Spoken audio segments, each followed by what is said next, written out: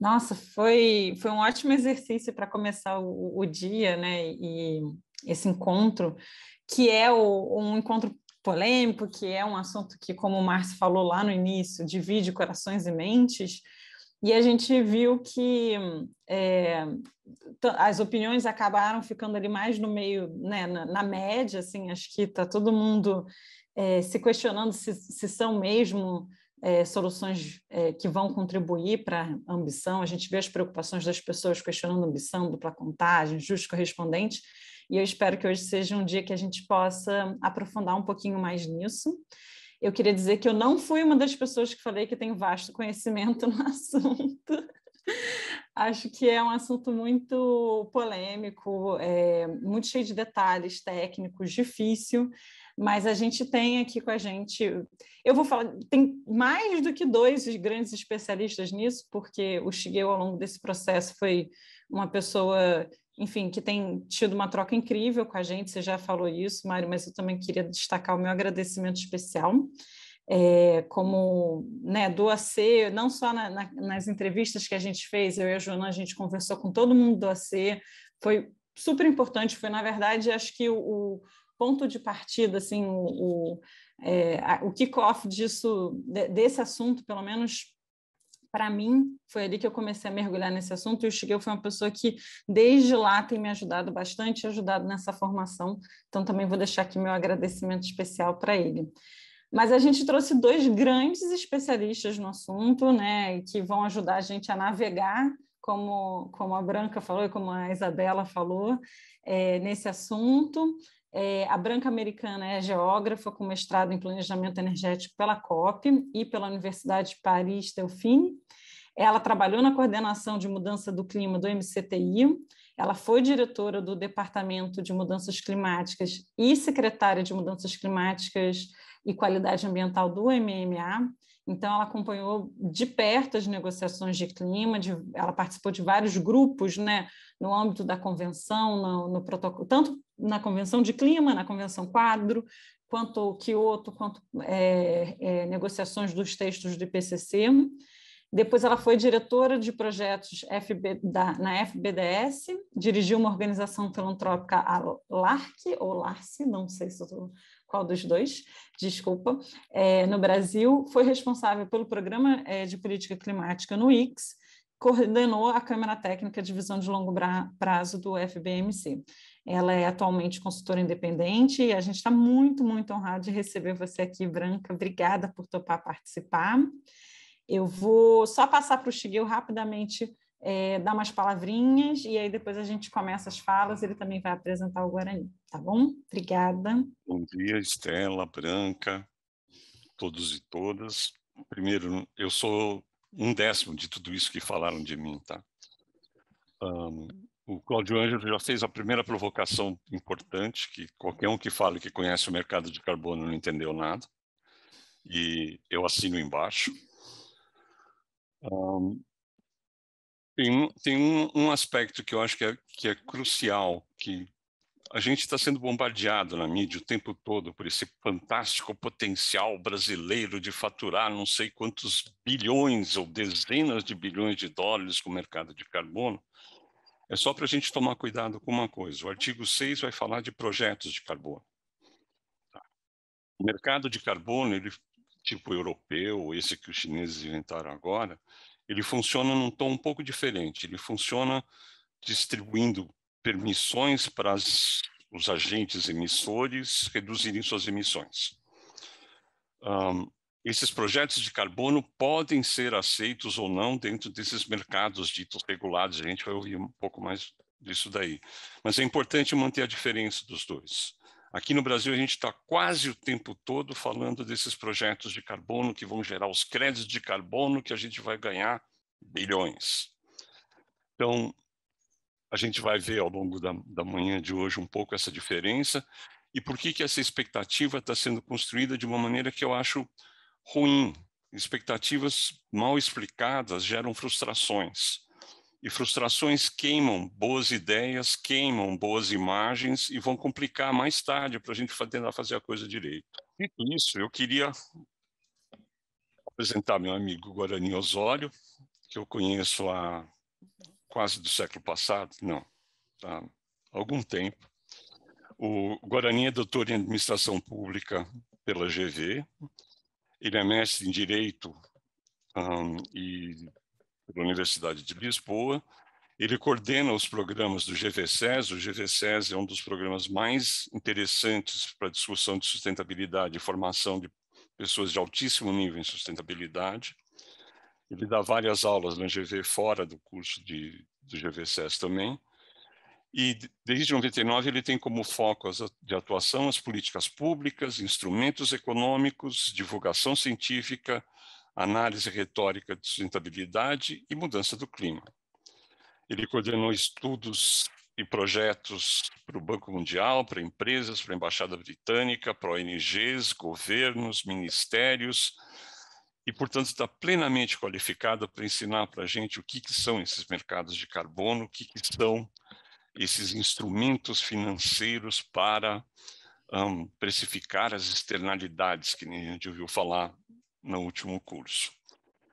Guarani, eu acho que eu vou passar direto a bola para você. Bom dia. Fique à vontade. The floor is yours. Bom, obrigado, Shigeo. Obrigado, pessoal, aí pelo convite. É um prazer estar aqui no Observatório do Clima, que eu já tive tantas vezes envolvido com o Observatório do Clima por diferentes instituições, ver os colegas aqui, amigos. Bom, eu tinha uma missão aqui, eu acho que na linha do que eu gostei muito que você abriu, Shigeo, de colocar um pouco, assim, a minha fala inicial de 15 minutos, tentar trazer uma, assim, eu vou buscar, né, ajudar, né, em colocar uma ordem mais conceitual, assim, de enquadramento dessa questão. Eu entendi que depois a Branca vai falar mais sobre as questões de negociações internacionais, né, do artigo 6, etc. E eu estou vendo aqui vários colegas, né, vários, assim, pessoas que conhecem muito o tema, mas tem 80 pessoas, então acho que tem um nivelamento de conhecimento muito diferente aqui nessa sala, né, sobre esse tema complexo. Então, perguntas básicas, assim, que eu recebi como missão aqui, né?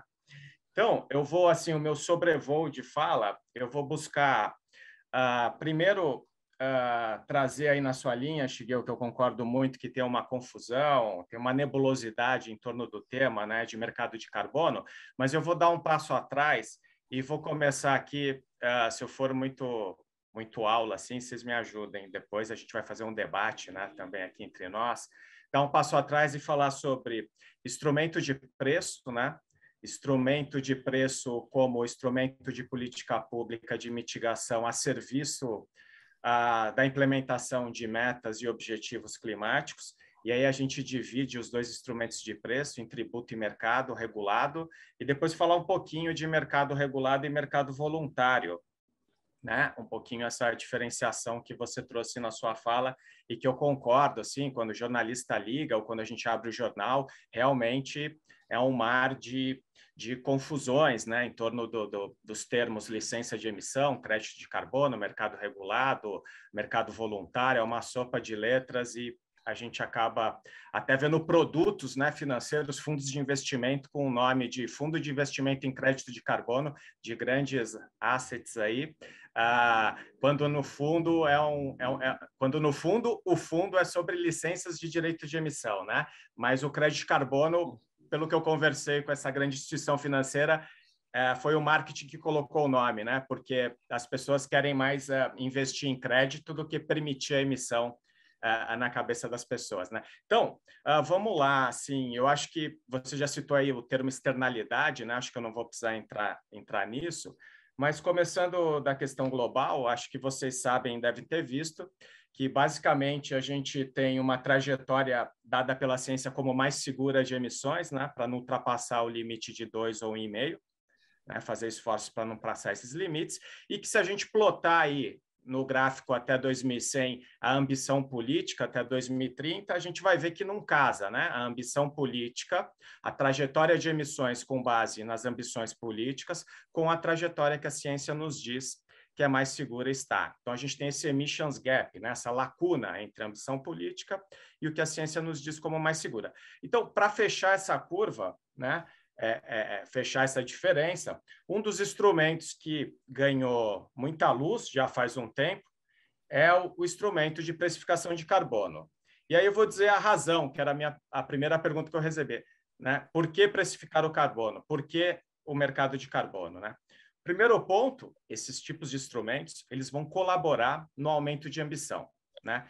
Porque, em teoria econômica, primeiro, esse tipo de instrumento que coloca um preço no carbono, ele vai internalizar uma externalidade, né? A produção e o consumo tem uma emissão, né? Tem uma compra de um produto ou serviço, mas essa emissão não está precificada, né? No Brasil, pelo menos, não está. Em outras jurisdições, está. E aí tem essa falha de mercado, não tem preço. Então, né, terceiros pagam, né, essa externalidade negativa, que é o gás de efeito estufa, mas na relação privada ali de compra e venda, não é internalizado o preço. Então, o instrumento de carbono, a razão por ele existir é que ele internaliza essa externalidade na economia. Então, né, ao colocar o preço de carbono, você dá um sinal de preço para a economia como um todo e você muda os preços relativos. Esse é o objetivo. Razão 1 é essa. Razão 2 é porque, em teoria econômica, esse instrumento de preço, tanto o tributo quanto o mercado regulado de carbono, eles são mais custo-efetivos. O que quer dizer isso? Que o racional desse instrumento é buscar reduzir as emissões onde é mais barato primeiro. Ele é desenhado para isso. Então, essas são as duas razões da existência desse instrumento. Primeiro, internaliza a externalidade. Segundo, busca custo-efetividade. Ou seja, né, uma jurisdição que tem uma meta de clima e no seu pacote de instrumentos vai decidir que um dos instrumentos, né, não tem bala de prata, é a precificação, é o tributo ou o mercado, em teoria, vai ser mais barato cumprir essa meta com esse instrumento. Ok? Isso daqui é livro de economia. Então, primeiro ponto, já entendemos as razões, que era uma das minhas missões aqui. Então, eu falei muito precificação de carbono. Precificação de carbono, a gente vai separar de forma clássica em duas perninhas. Uma, você tributa o carbono, né?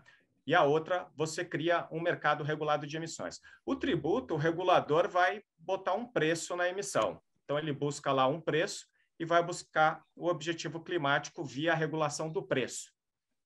Tá? Mas o nosso interesse aqui hoje não é falar de tributo, né? E tributo a gente conhece mais como ele funciona, né? Nós aqui pagamos tributo, etc. O governo sabe cobrar tributo, as empresas sabem pagar.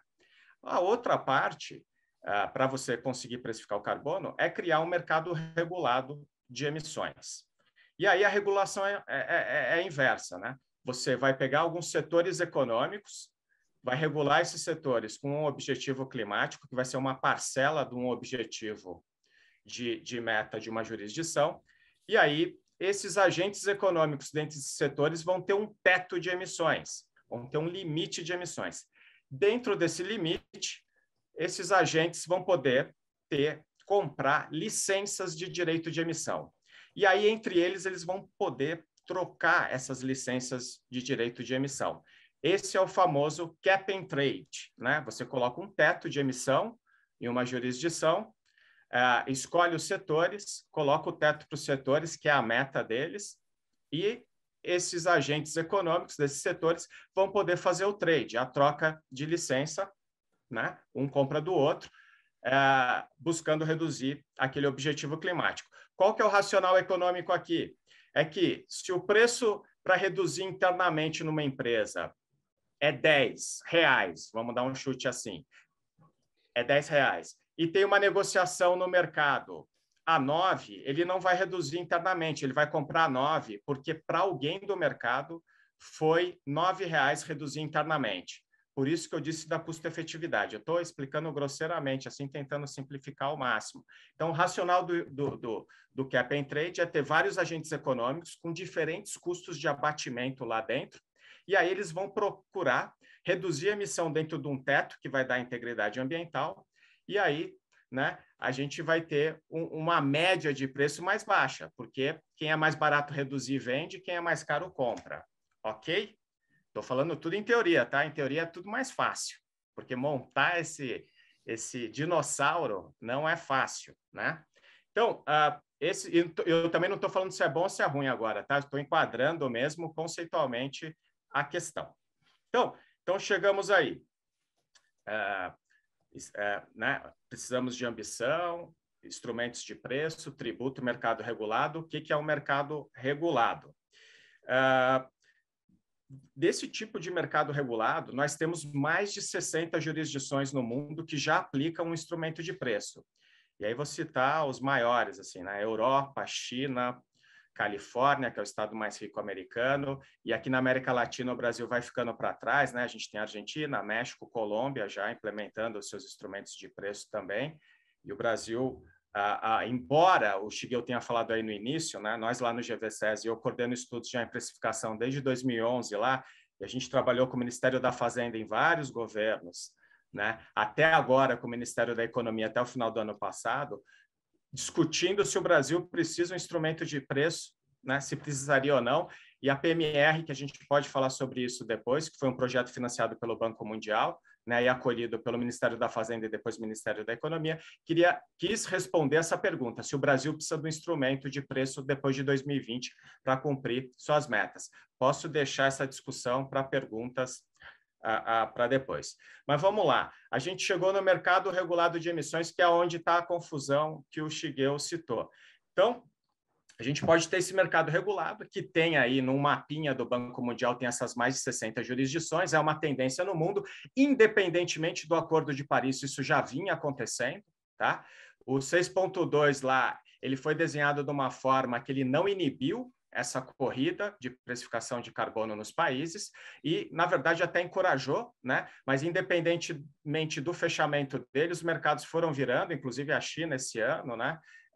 Implementando seus instrumentos. É claro que, né, o desfecho positivo das negociações no Acordo de Paris vão ajudar a ter mais integração entre os sistemas, etc., é mais complexo do que isso, né? Mas eu estou falando só do artigo 6.2 e depois a gente pode falar mais sobre isso. E aí vamos agora para a confusão.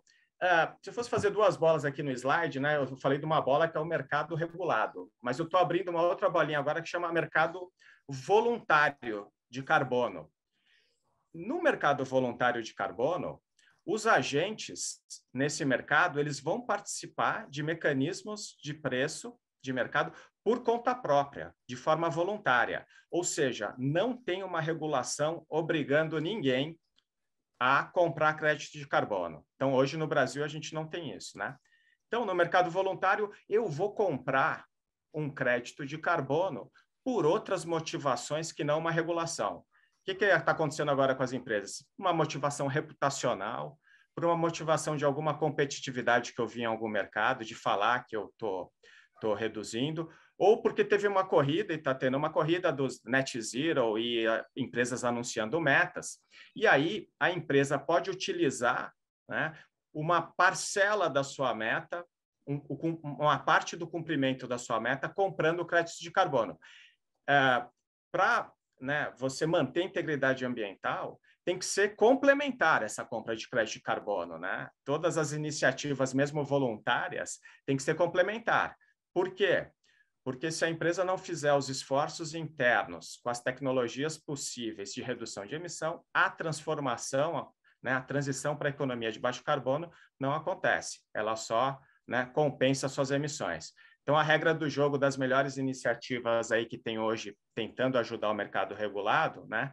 A gente pode ver o SBTI lá, o Science Based Targets, você pode ter uma parcela da sua meta cumprida com créditos de carbono. Então, eu separei mercado regulado, onde os agentes têm a obrigação de reduzir emissões, né? O ativo negociado lá nas CVMs desses países é a licença de direito de emissão, né? Um ativo que existe, né? Por isso que tem fundos de investimento com base nesse ativo. E na outra banda, que é o Brasil, né? A gente tem o mercado regulado que pode coexistir com esse mercado voluntário. Tanto no Brasil hoje não tem o regulado e as empresas compram por essas motivações que eu citei, ou em lugares que existe o mercado regulado, você pode, acho que o Shigeo meio que comentou isso, o regulador do mercado regulado, por exemplo, na Califórnia, pode permitir que uma parte do cumprimento, né, da obrigação legal das empresas que estão nesse sistema de preço, nesse mercado regulado, possa ser cumprida com créditos de carbono. Tá? Normalmente também num limite aí, que pode ser inundado o mercado regulado. Vou chutar aí, vou colocar uma base aí de 10% de créditos que podem ser inseridos em um mercado regulado. Então, o mercado regulado vai ter as licenças, né? Aqui no exemplo que eu dei, 90% da negociação é com licença, e uma parte do cumprimento pode ser flexibilizada com créditos de carbono. Daí tem aquela pergunta, né? A última pergunta do AC para mim foi por que é tão complexo, né? Não sei se vocês entenderam, espero que sim. E eu sei que tem muita gente que entende, até possivelmente, provavelmente mais que eu, também possa me ajudar aqui no debate. Então, é mais ou menos isso que eu acho que eu estou chegando aqui nos meus 15, cheguei exatamente nos meus 15 minutos aqui. Eu queria só ajudar nesse começo, sem ter entrado em uma iniciativa concreta, etc., ou discutir um pouco do Brasil, porque daí a gente pode falar, né? O Brasil teve um projeto importante, que foi o maior esforço em precificação de carbono, que foi a PMR Brasil, né? Com várias instituições envolvidas, nós implementamos 2 dos 3 componentes, 1,5, vamos dizer assim, e tem um projeto de lei na Câmara dos Deputados que está andando de alguma forma sobre mercado de carbono, e aí tem uma salada ali, né? O principal fala de mercado voluntário, mas já tem emenda sobre sistema de comércio de emissão regulado. Eu estou recebendo bastante consultas de vários atores, então tem muitas emendas ali sendo discutidas. O projeto andou um pouco, né? E aí a gente pode falar também um pouco sobre esse projeto, embora também esteja nebuloso assim o que vai sair dali, pelo menos na minha visão. E aí eu não fiz todas as interações internacionais que esse tema tem, né? Porque ele tem, né? Mas eu busquei olhar como instrumento de política pública e um pouco de teoria econômica aí para vocês. Obrigado, e eu vou ficar aqui à disposição para a gente trocar ideias aí na sequência. Obrigado, Guarani.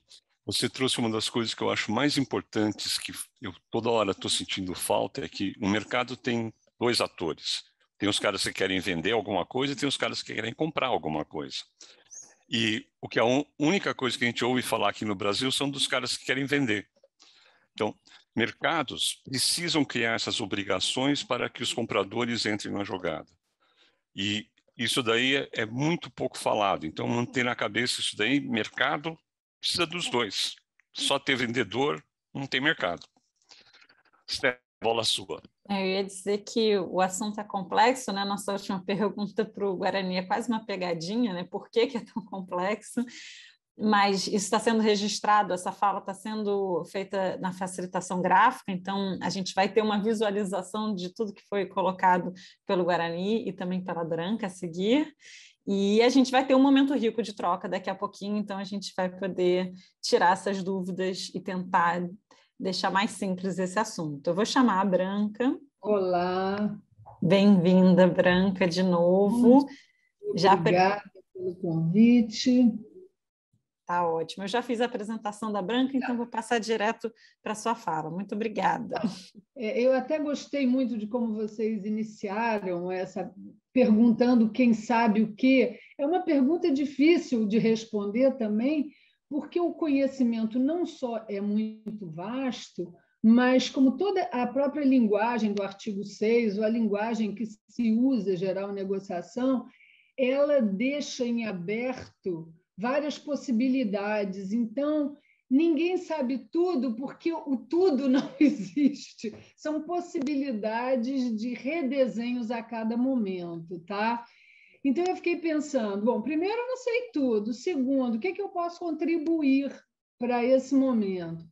Eu acho que eu posso contribuir na leitura do artigo 6, fazendo conexão, porque ele está plenamente ancorado no que existiu até agora. Então, como se está trazendo do passado, do protocolo de Quioto, e quais são um pouco de opções que estão na mesa, e talvez facilitar um pouco as pessoas que vão acompanhar o que vai, a finalização, né, a possível finalização do livro de regras e sobre o artigo 6, agora em Glasgow, pode pescar alguns pedaços desse filme. Então, basicamente, o que eu queria falar, primeiro, retomando aí o que o Guarani falou, a gente não está falando de créditos de carbono, mercados em geral, a gente está falando da UNFCCC, então, o que a Convenção do Clima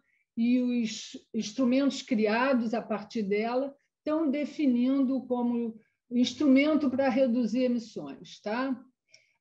Então, eu vou lembrar para vocês, só para ter uma referência, que é tudo que a gente tem até agora, que é o Protocolo de Kyoto. Primeiro, no Protocolo de Kyoto, tinham metas que eram top-down. O que significa isso? Que aqueles famosos países do anexo 1, né, os desenvolvidos, tinham metas.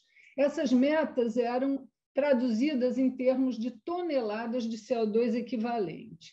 Elas tinham um basket, né, de gases que eram incluídos. Tinha uma metodologia de quantificar isso. Como é que era calculado? Os países têm seus inventários, que são feitos segundo metodologia de IPCC, tudo amarradinho. Então, seria, olha, esse país, no ano de 1990, emitiu X de CO2 equivalente. Então, no período de Kyoto, que eram 5 anos seguidos, tá? De 2008 a 2012, depois o segundo Commitment Period, mas as análises quantitativas eu vou fazer em relação ao primeiro. Então, você tinha uma redução de 5%, tinha um anexo B, em que os países, um anexo B ao protocolo de Kyoto, em que cada paísinho tinha um percentual que tinha que reduzir 5,2, 4, 9. Tem muitas variações sobre o tema, mas estava lá escrito.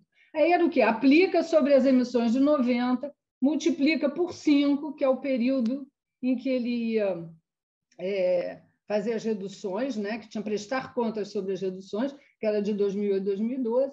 E aí, o que se tirava? Se tirava os assigned amounts. Isso aí é quanto o país poderia, o teto do quanto o país poderia emitir naquele período de 5 anos.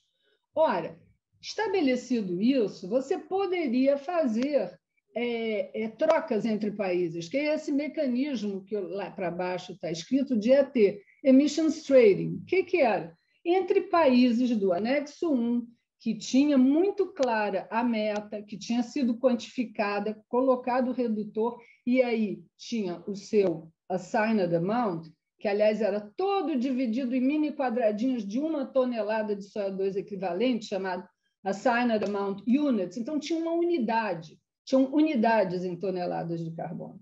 Então, o país A trocava com o país B, segundo entendimentos lá entre eles, passando o princípio que o Guarani falou. Eu acho que, para mim, está difícil conseguir, tal país está conseguindo mais, então eu pode haver uma troca. E isso, dentro da Europa, houve uma redistribuição muito grande entre os países. Portugal, por exemplo, o limite dele era aumentar as emissões, e outros países tiveram reduções maiores, né? Depois, esses dois últimos... Então, como eu disse, Kyoto construiu 3 mecanismos, tá? Um que envolvia troca entre países, que é o Emissions Trading, e 2 que envolviam reduções realizadas em projetos, em empresas. Tá? E o Joint Implementation, esse primeiro, era entre países do anexo 1, então a complexidade era muito pequena, porque, mal ou bem, depois a contabilidade seria revertida, seria capturada pelo inventário de cada país. Então, a integridade ambiental estava garantida. Tá? O problema ficava no CDM, que não sei se todos conhecem, mas eu não vou me alongar no CDM, não se preocupe. Ele você tem que ter, de um lado, um país que não é anexo 1, portanto, não tem metas, portanto, não tem um assigned amount definido, então ele não pode trocar nesses termos. Ele vai fazer um projeto que vai reduzir emissões e essa redução de emissão vai ser certificada. quando ela passa por várias etapas, metodologias, isso, aquilo, e ela vai provar, basicamente, que aquela redução só está existindo porque existe um incentivo do CDM, o MDL, para fazê-lo. Então, que o país não tem, enfim, não vou entrar no mérito, mas, por exemplo, queimar, teve muito projeto assim, inicialmente, que era queimar metano em aterro sanitário e transformar o metano em CO2, né? E aí você tem uma redução de emissão muito grande. Por que fazer isso? Olha, só para atender o protocolo de Kyoto, porque, quer dizer, só para ter um projeto CDM, porque a legislação não me obriga, porque isso não me traz nenhum benefício secundário. Então, isso aí, benefício secundário que eu digo monetário, né? Claro que tem benefícios em termos de desenvolvimento sustentável e impactos ambientais. Mas, então, esse CER, então, era usado por países. Por quem usado? Usado por países desenvolvidos que tinham o assigned amount, que é aquele limite de emissões que eu posso, quantidade de emissões que eu posso emitir naquele período de 5 anos, mas que eu ultrapassei esse limite. Então, o que for ultrapassado, eu tenho que compensar com esses créditos de carbono. Bom, essa lógica de Kyoto, o que aconteceu, então, no Acordo de Paris? Ora, no Acordo de Paris, primeiro, as metas não são mais top-down, são bottom-up. Aí alguns estão pensando assim, puxa, elas são bottom-up, então o total de redução não é suficiente para atingir 2 graus, nem 1,5 grau. Sim, não é suficiente, mas muito pior do que isso, elas não são comparáveis. Tem países que são economy-wide, quer dizer, que pega toda a economia, contabiliza nos moldes meio de Kyoto, né? Então, o Brasil se propôs a fazer uma meta economy-wide, que cobre a economia toda e que diz, eu não vou emitir mais do que tanto em toneladas de CO2 equivalentes, que juntam gases, um GWP, uma forma de comparar esses gases. Tem vários países, os países em desenvolvimento não são obrigados a fazer isso. Então, tem países que escolheram só um setor, tem países que escolheram não estabelecer sua meta em termos de CO2 equivalente, mas sim de intensidade de carbono ou eficiência energética. Enfim, cada país, cada um faz o que quer, que nem a Adelina lá. Cada um faz o que quer, entendeu? Então, desde que, aí sim, são as amarras do Acordo de Paris. Tem que ter transparência, accountability. Então, vai se amarrar como? Na forma de reportar esse NDC e como quantificar e como comparar. Aí é um trabalho mega enorme que tem que ser feito técnico.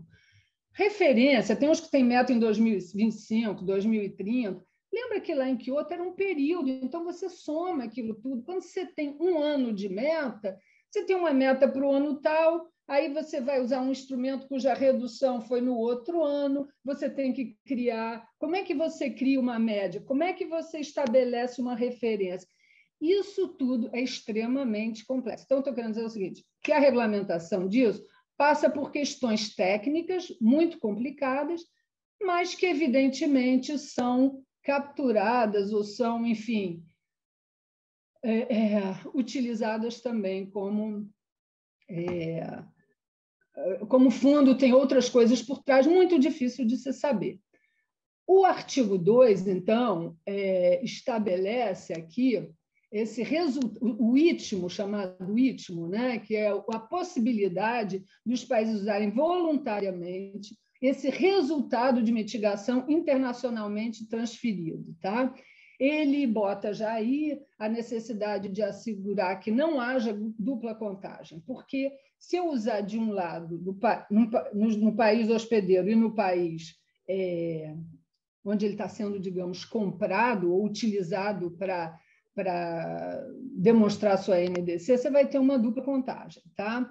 E, como no artigo 1 tem algumas nuances, até se eu vou usar essas unidades para aumentar a minha ambição para além da minha NDC ou para cumprir com a minha NDC, dependendo de onde você olhar no artigo 6, você pode se fundamentar de uma posição ou de outra. Tá? Mas, basicamente, esse artigo 6.2 seria o equivalente a esse emissions trading em algum, tá? Fazer grosso modo, é claro que não é isso, mas é um pouco isso.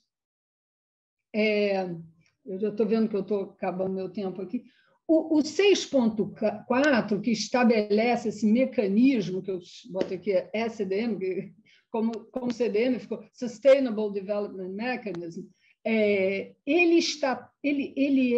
foi construído à imagem e semelhança do CDM.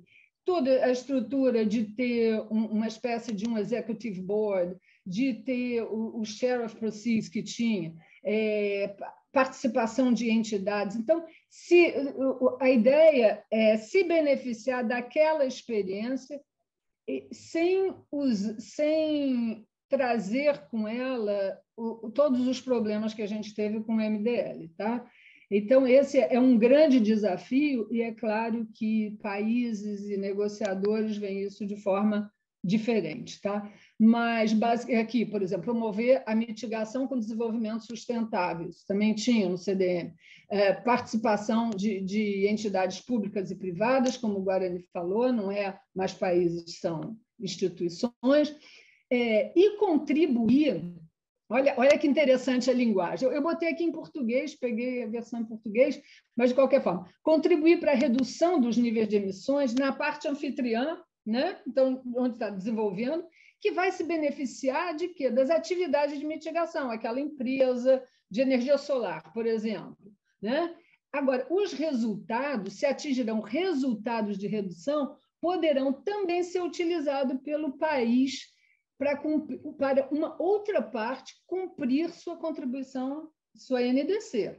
Tá certo? Pode ser usado por um outro país para cumprir a sua NDC. Aí, aqui embaixo, no 6.5, está mais claro, dizendo que não deve ser usado para demonstrar cumprimento da parte anfitriã, se utilizados para demonstrar o cumprimento da sua NDC na parte B.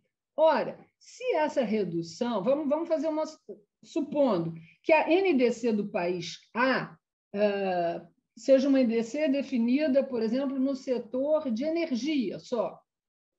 E aí eu faço um projeto em 6.4, nesse país A, que seja no setor de agricultura. Então, em tese, está fora da NDC daquele país, da proposta de redução. Minha redução ali não é a economy-wide, tá certo? Ele vai ser usado pelo país 1, mas eu não vou fazer o país A, vai ser usado pelo país B, mas no país A eu não vou fazer a compensação de descontar da minha NDC. Então, todas essas discussões estão como base, são um problema que vai ser resolvido agora, possivelmente agora em Glasgow. Tá? Teria várias outras, eu vi que o meu tempo acabou, só vou dar uma passadinha correndo aqui em alguns pontos, que tem esse share of proceeds, que é em cima das transações dos projetos, você retirar um percentual, que pode ser 2%, como era no CDM, para ajudar não só a operacionalizar o próprio mecanismo, como também contribuir para ações de adaptação. Tá? Deixa eu só falar de algumas questões assim, que poderão surgir agora em Glasgow, que tem que ser, surgir não, tem que ser... É um nó que tem que ser desfeito, e para a gente ficar esperto, para tentar acompanhar, é o seguinte, o próprio ITMO tem uma série de questões de transparência, de métrica, de definição, de como contabilizar, que vai ter que ter uma atenção especial. Tá certo? Esses ajustes correspondentes, que eu estava falando há um minuto atrás, no artigo 6.2, como é que você vai resolver esse ajuste correspondente se você tem uma ação num país que tem uma NDC definida em apenas um setor? Não é que nem que outro que que era abrangente. Então, essa é uma coisa complicada. O Overall Mitigation of Global Emissions, que está no artigo, mencionado assim, no artigo 6.4, que é uma espécie de uma taxa de desconto. Por exemplo, você reduz 10, mas você só pode transferir 8 para o outro, para o país B. Isso foi tentado em Kyoto muito e não pegou, tá? Não teve condições de passar, e está como definição geral no 6.4, e também existe uma discussão se isso poderia ser aplicado no 6.2. Da mesma forma, o Share of Proceeds, que é esse percentual que vai para adaptação e para funcionamento do próprio mecanismo, que está no 6.4 e gostariam que fosse também para o 6.2. Outro ponto que eu falei, desse digamos, em MDL, né, no formato MDL, no formato projeto, no 6.4, unidades geradas fora daquele escopo do NDC do país de origem e usados num país B, se gera ou não ajuste correspondente no país de origem. Tá?